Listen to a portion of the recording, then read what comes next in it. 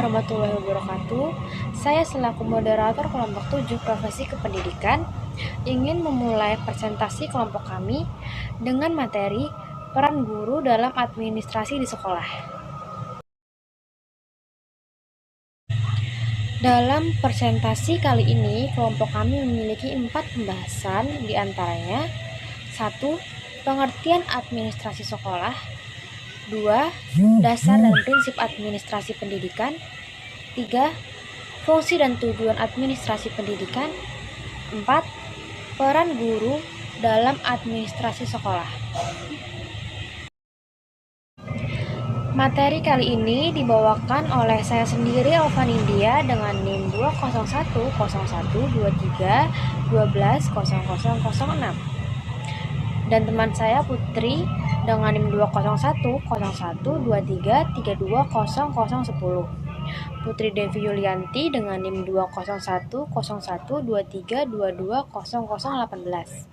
Putri Nur Oktaviani dengan NIM 2010123220004, dan Salvina Amalia 2010123120002.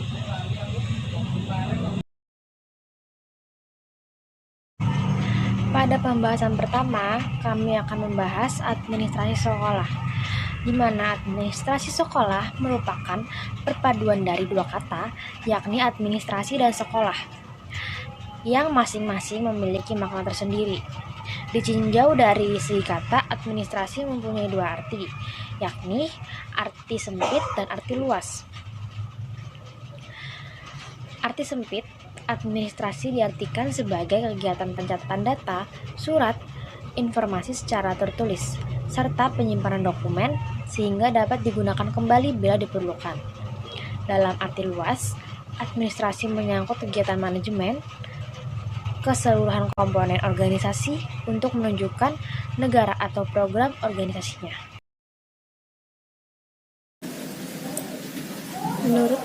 Materi selanjutnya, menurut para ahli, menurut Albert Schachter dalam Mathika 2013, administrasi sekolah didefinisikan sebagai seni dan ilmu pengintegrasian secara kreatif ide-ide material dan orang dalam satu kesatuan organik atau unit yang bekerja secara harmonis untuk mencapai tujuan yang diharapkan. Menurut Hadari Nomawi dan kawan-kawan, dalam Mathika 1985, administrasi sekolah dapat diartikan sebagai proses kerjasama personil dalam memanfaatkan sumber-sumber material dan finansial untuk mencapai tujuannya sesuai dengan jenjang masing-masing. Adapun 5 prinsip administrasi pendidikan. A. Prinsip efisiensi administrator. B. Pengelolaan administrator. C. Prinsip pengutamaan tugas pengelolaan prinsip. Yang D. Prinsip kepemimpinan yang efektif. Yang E. Prinsip kerjasama administrator.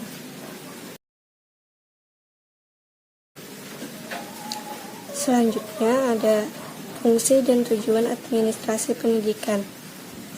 Jika dihubungkan dengan administrasi pendidikan, maka bisa diartikan bahwa fungsi merupakan upaya peningkatan efektivitas unsur-unsur pendidikan untuk mencapai tujuan pendidikan itu sendiri. Fungsi administrasi pendidikan itu menjadi perencanaan, pengorganisasian, pengawasan, dan penilaian.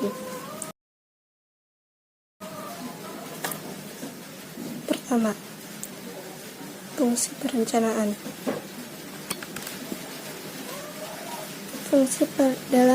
Yang pertama, fungsi perencanaan. Dalam perencanaan itu sendiri akan menjawab pertanyaan apa yang harus dilakukan, bagaimana melakukannya, di mana dan siapa yang melakukan hal itu. Dalam fungsi terkandung kegiatan menetapkan tujuan, mengambil keputusan, mengadakan peramalan atau perkiraan, dan memprakarsai strategi pelaksanaan. Lalu dapat dinyatakan perencanaan adalah menetapkan terlebih dahulu tujuan yang akan dicapai dan alat untuk mencapai mencapai tujuan yang ditetapkan itu.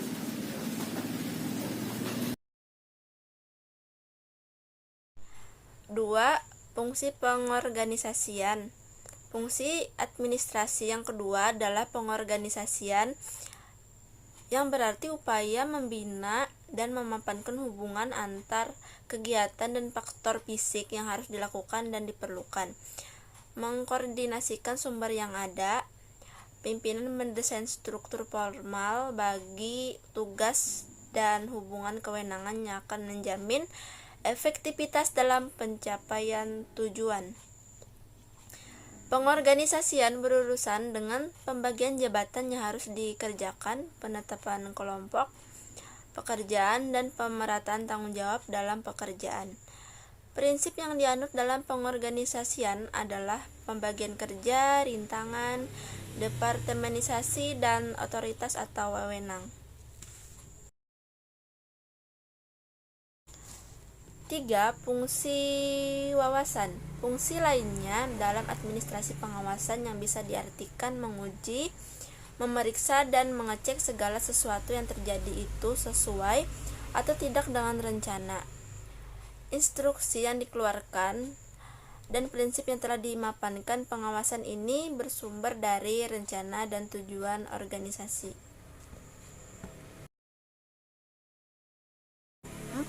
Fungsi penilaian. Fungsi penilaian berarti proses monitoring kegiatan untuk menetapkan apakah satuan-satuan organisasi telah berjalan secara efektif dalam mencapai tujuan. Jika belum tercapai, dapat dilakukan perbaikan. Proses perbaikan atau proses penilaian meliputi pengukuran, perbandingan, dan perbaikan.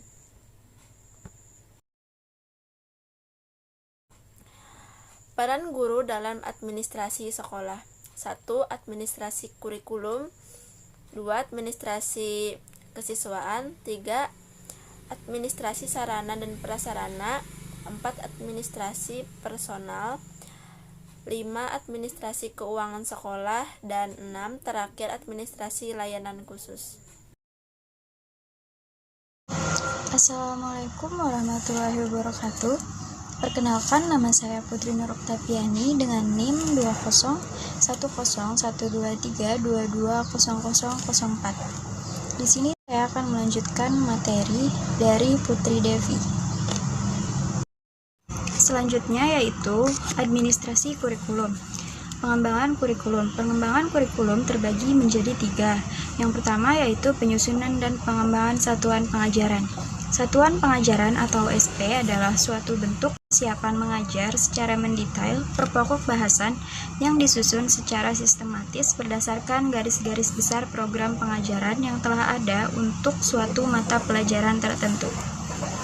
Pengembangan SP ini digunakan dalam pengembangan pengajaran dalam satuan semester. Yang kedua yaitu pengembangan satuan pengajaran.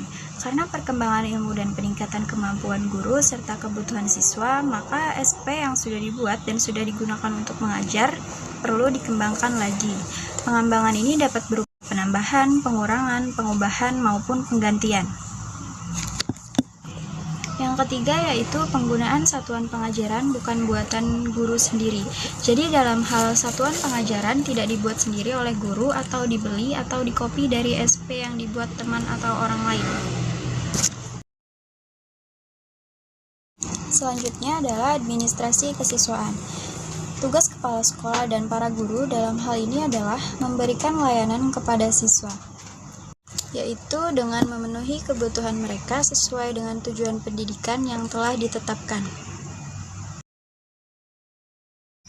Selanjutnya yaitu peran guru dalam administrasi kesiswaan. Yang pertama yaitu dalam penerimaan siswa, para guru biasanya dilibatkan untuk ambil bagian. Jadi mereka ditunjuk untuk menjadi panitia penerima yang dapat melaksanakan tugas-tugas teknis mulai dari melakukan pencatatan sampai pelaporan pelaksanaan tugas. Yang kedua yaitu tugas guru pada masa orientasi. Jadi tugas guru pada masa orientasi ini adalah membantu para siswa agar dapat cepat beradaptasi dengan lingkungan sekolah barunya.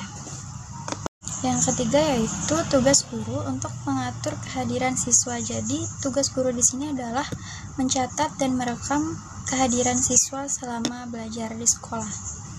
Yang keempat, memotivasi siswa untuk senantiasa berprestasi tinggi. Motivasi belajar sangat berpengaruh dalam proses kegiatan pembelajaran siswa itu sendiri. Jadi, para guru diharapkan mampu membuat suasana yang dapat mendukung hal tersebut. Yang kelima yaitu guru dapat menciptakan disiplin di sekolah atau kelas yang baik. Peran guru sangat penting karena guru dapat menjadi model dalam menerapkan disiplin di sekolah. Yang ketiga ada administrasi sarana dan prasarana.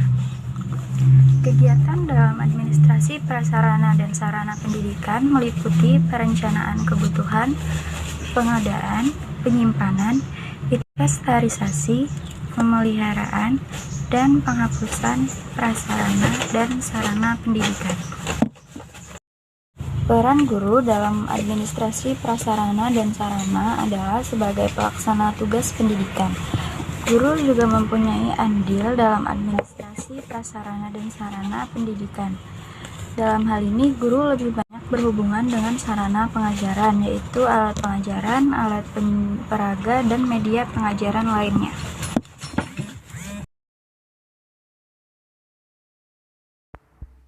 Perkenalkan, nama saya Sofia Amalia, nomor induk mahasiswa saya 2010 1231 20002. 4. Administrasi personal. Personal pendidikan dalam arti luas meliputi guru, pegawai, dan siswa. Dalam bahasa ini, yang dimaksud dengan personal pendidikan adalah golongan petugas yang membidangi kegiatan edukatif dan yang membidangi kegiatan non-edukatif atau ketatausahaan. Pembahasan administrasi personalan ini dibatasi dan difokuskan kepada pembahasan guru sekolah menengah sebagai pegawai negeri. 5. Administrasi keuangan sekolah. Penanggung jawab administrasi biaya pendidikan adalah kepala sekolah. Namun demikian, guru diharapkan ikut berperan dalam administrasi biaya pendidikan di sekolah. Administrasi keuangan meliputi kegiatan perencanaan, penggunaan, pencatatan, pelaporan, dan pertanggungjawaban dana yang dikelolakan untuk penyelenggaraan sekolah. Tujuan administrasi ini adalah untuk mewujudkan suatu tertib administrasi keuangan, sehingga pengurusannya dapat dipertanggungjawabkan sesuai dengan ketentuan yang berlaku. 6. Administrasi hubungan sekolah dan masyarakat atau Husemas. Peranan guru dalam hubungan sekolah masyarakat membantu sekolah dalam melaksanakan teknik-teknik Husemas, membantu dirinya lebih baik lagi dalam bermasyarakat. Dalam melaksanakan semua itu, guru harus melaksanakan kode etikanya.